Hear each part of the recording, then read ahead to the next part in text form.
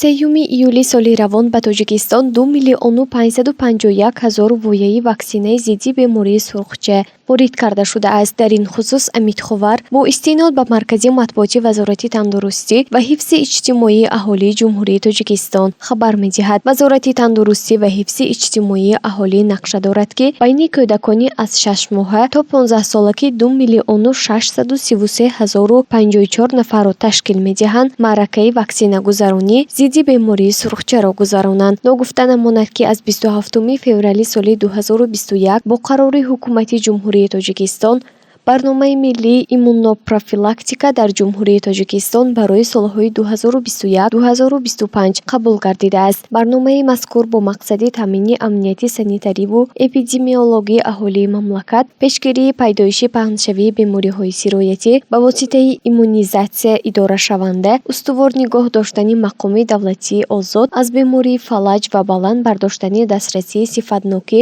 ва самаранокии хизматрасонии тиббӣ, беҳтар намудани саломатии модар ва кӯдак, таъмини дарозумрии аҳолӣ ва пурзӯр намудани кӯмаки аввалияи тиббиву санитарӣ таҳия шудааст. Бояд гуфт, ки бо мақсади иҷрои бандҳои барномаи мазкур бо дастгирии пайвастаи ҳукумати мамлакат ва шарикони рушд марҳила ба марҳила ба ҷумҳурӣ ваксинаҳо ворид карда мешаванд.